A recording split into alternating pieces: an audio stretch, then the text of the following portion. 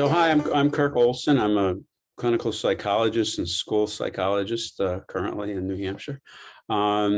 Began with NOFA in the mid 70s when I first came to New Hampshire in 73 and was working in schools, and then also had a homestead farm myself, raising lots of chicken and pigs and such. And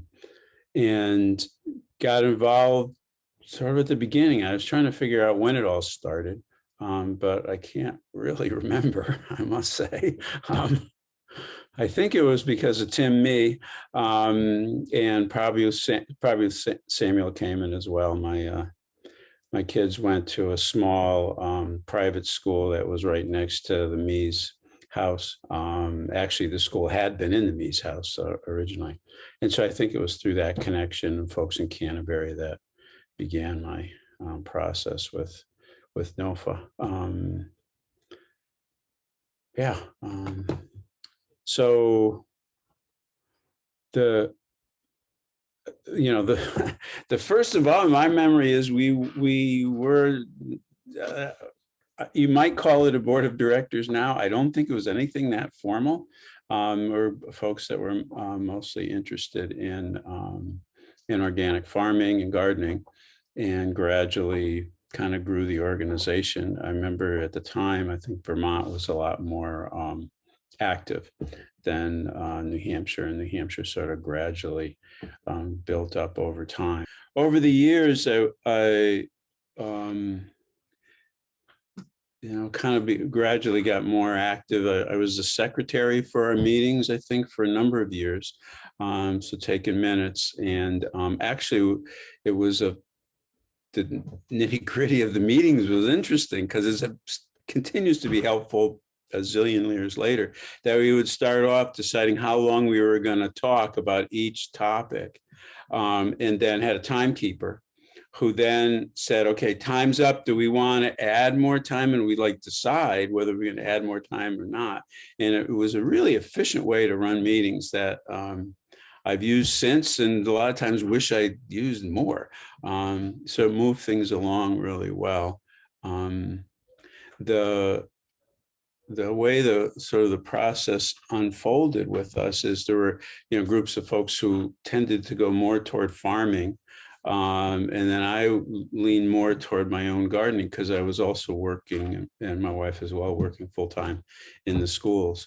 And so that kind of interest sort of at home, altered sort of my connection with the organization. It became clear that what farmers needed, because it was supporting their livelihood, was different with some guy like me that was raising, canning a lot and doing stuff for myself, but not relying on it for my own livelihood.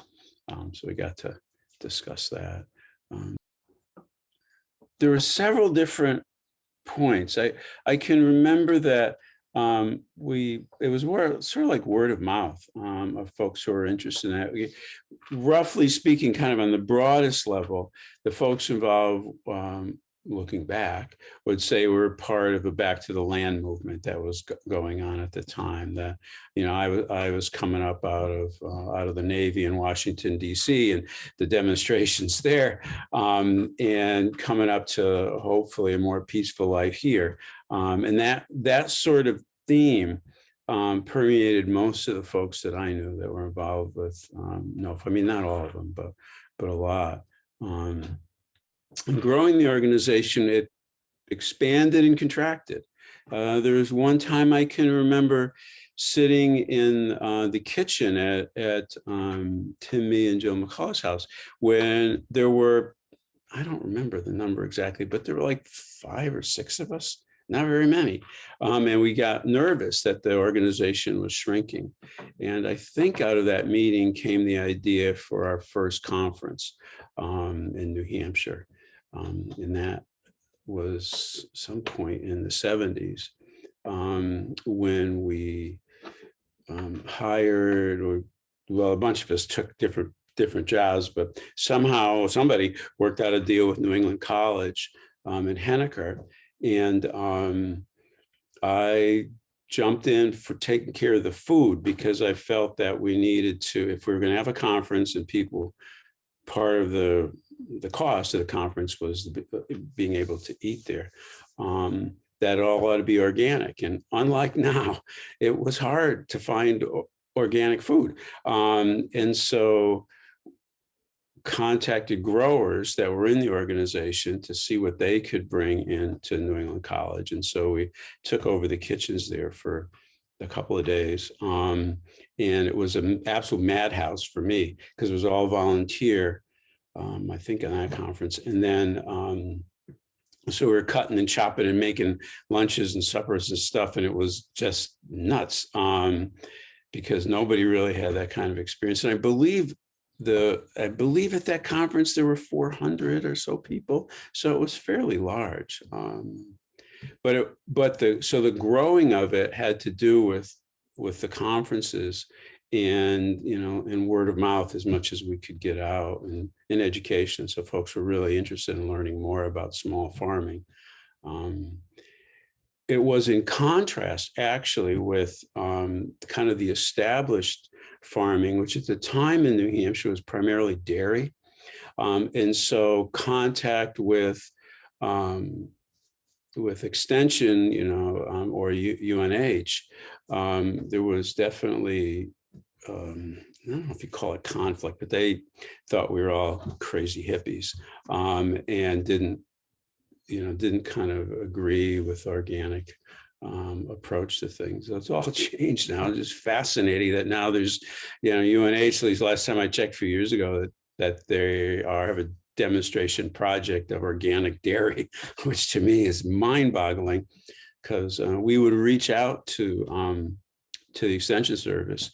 And I can remember a particular meeting where, sort of our first meeting, where there was a group of us met with a group of UNH Extension folks, and to try to explain what we were doing, knowing that they would receive us negatively. And one of the people who will forever remain nameless started talking about fairies in the garden and stuff like that, which was out on the skinny branches. And I thought I was so frustrated. But anyway, that meeting went basically nowhere. But at least we're trying to connect to the Extension Service. Over time, actually, a board member, Bruce Marriott, who was agricultural agent in Belknap County at the time, was the first sort of bridge. He joined NOFA and was part of the board, I think, a little bit after I left. So that would have been in the early 80s. That might be somebody you want to track down. So that things have changed now. Now the dairy farming has shrunk significantly. I mean, at that time, there's probably, I don't know, 500 farms or something, dairy farms, some huge number. And now it's down to double digits. And the number of farms actually has expanded, and a lot, I think, because of NOFA's input on supporting new farmers.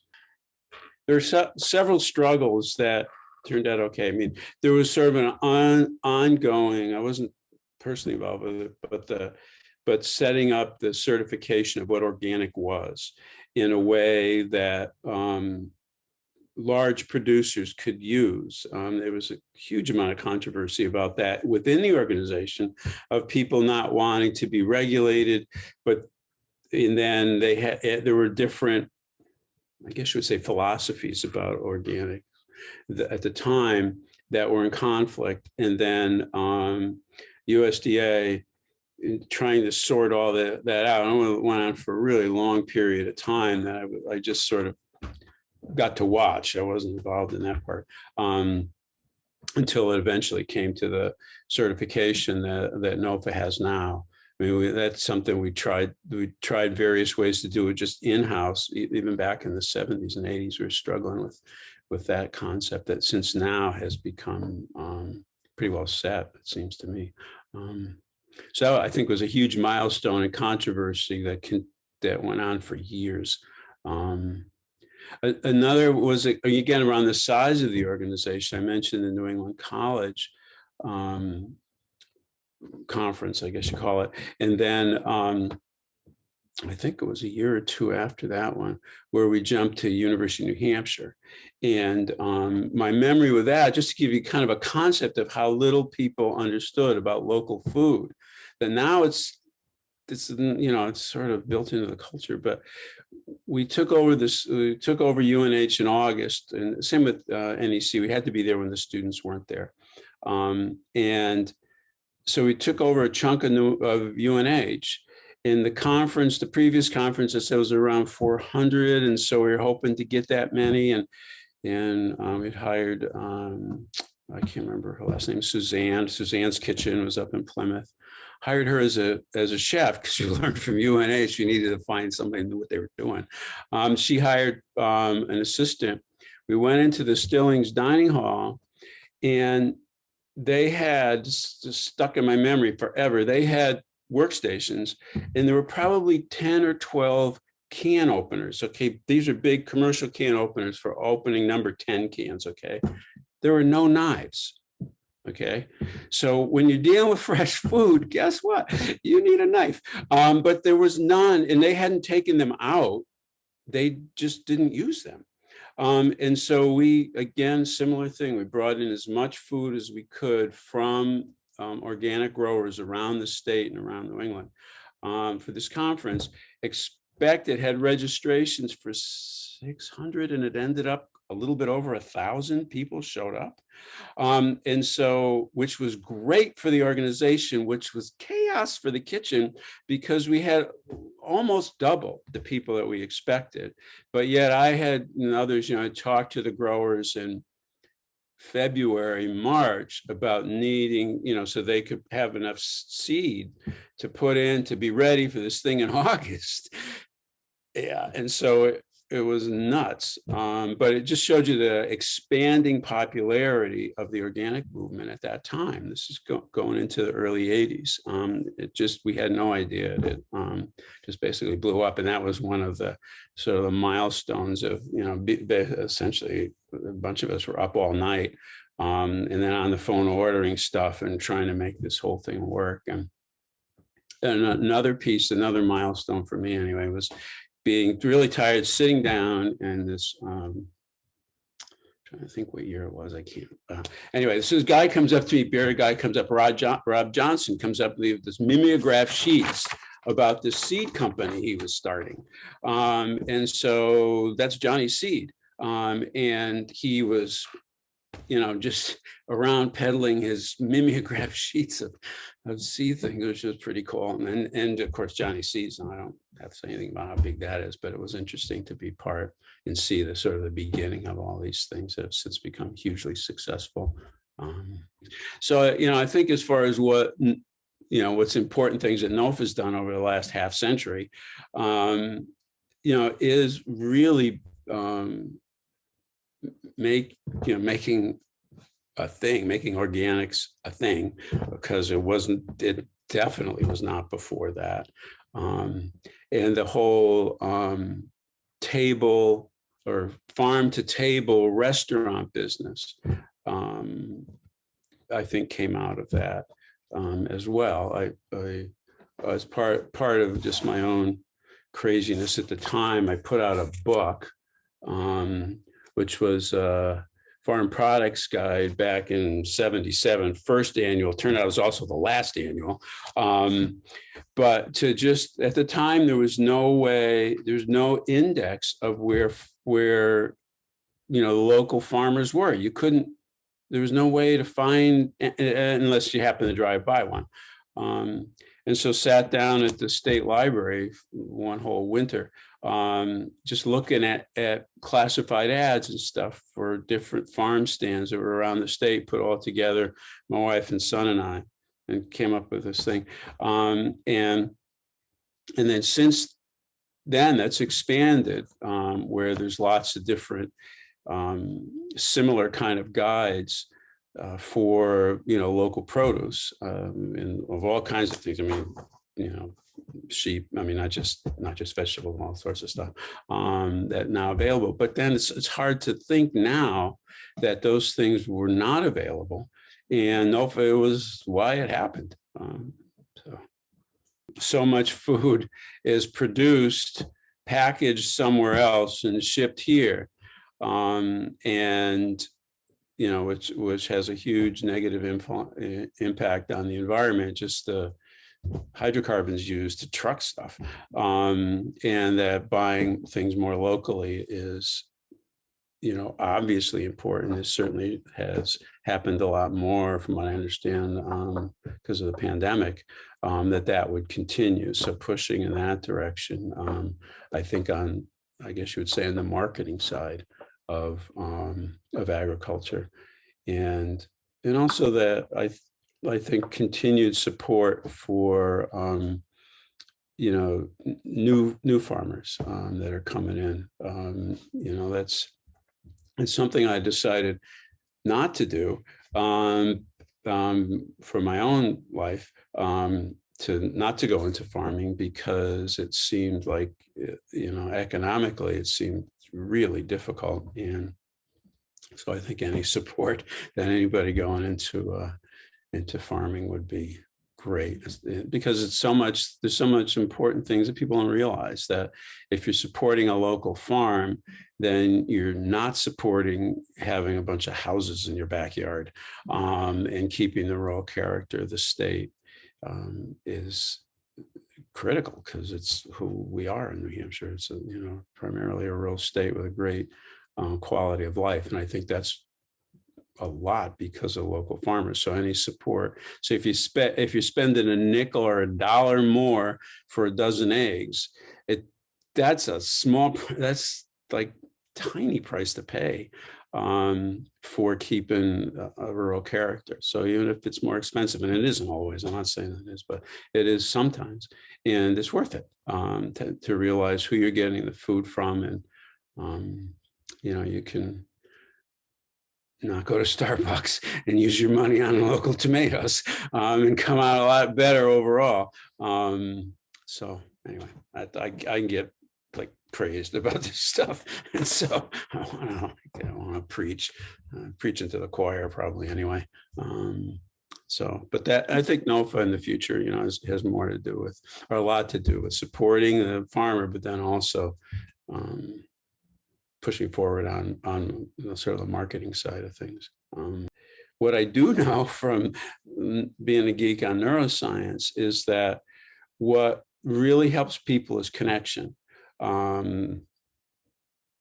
Friends, other people doing the same thing, people to talk to, people you trust when you're not doing that great and you need someone to talk to. That kind of thing really helps all humans. And so I think that's an important thing to kind of bring into, to anybody new, to be able to have, on one side, sort of a mentor, people who you trust and can see what they're doing and learn from them, but also peers that you can talk with. I think that's what new farmers would need, in addition to the finances and the work and all the science behind growing stuff. I mean, that I don't know about, but I do know about people, and the more connections that NOFA can create, the better. I mean, I get the conferences and the workshops where you can learn the technical skills, important. Being able to connect to other people who are doing the same thing, the shrink over here would say that's more important than the content. And so the more that that's available on a ongoing basis through NOFA, I mean, the once in a year thing's cool, and other ways to connect people, because it's discouraging at times, and so you need someone to help you get through all that. So anyway, advice from an old white guy shrink. So yeah, no, I mean, for me, it's been really wonderful to watch the whole, watch NOFA. It seems to me like, well, it certainly has expanded from when I was involved, and it's nice to see, it's spun off into other states, and I got to watch that. So what other? I don't even know. Like I knew, like I remember New York kind of getting going, and then Connecticut. in Massachusetts. And it did start with just Vermont and New Hampshire. So it was nice to see those kind of spin-offs. And so I get a lot of joy out of watching the whole organic movement move, as it has across the whole country. I think it's really helpful, and I think it's making a lot of humans healthier too.